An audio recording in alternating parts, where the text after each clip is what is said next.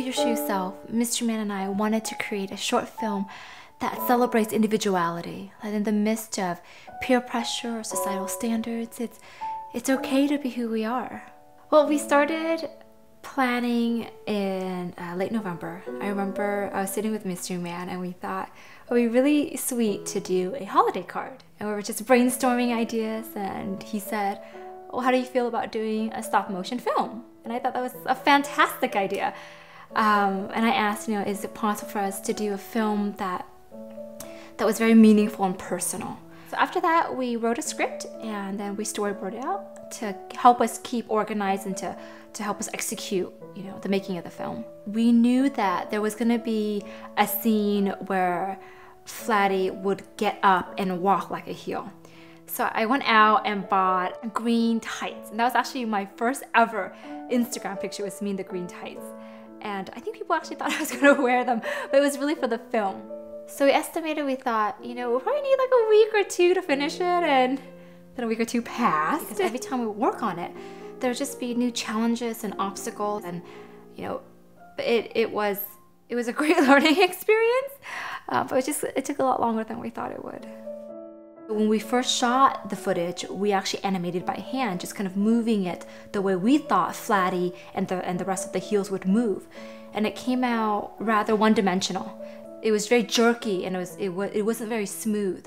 So to solve this, Mr. Man and I shoe acted, where we filmed ourselves like acting out the shoes.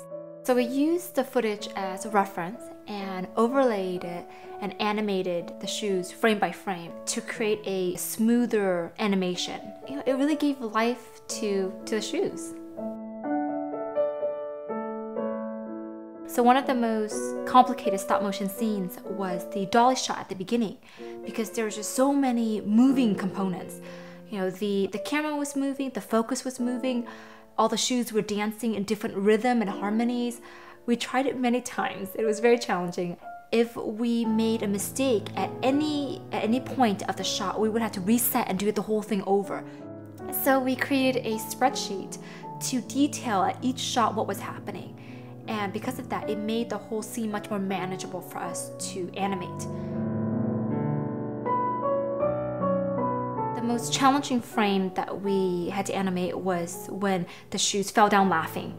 And there was just that one still of them leaning. At first, we basically tied fishing wire to all the shoes and just pulled it, hoping to capture that one moment. It didn't work. So Mr. Man had this brilliant idea of taping fishing wire to the ground and to the shoe to add tension to prop it up midway. So in order for it to fall, we actually are leaning the shoe.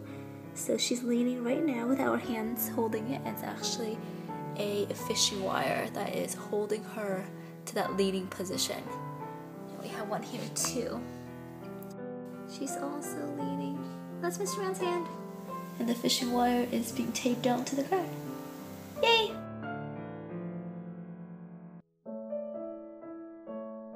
So the most complicated VFX shot was the one at the mirror, where we had to remove the green stockings and fill in the portion that the stockings were blocking.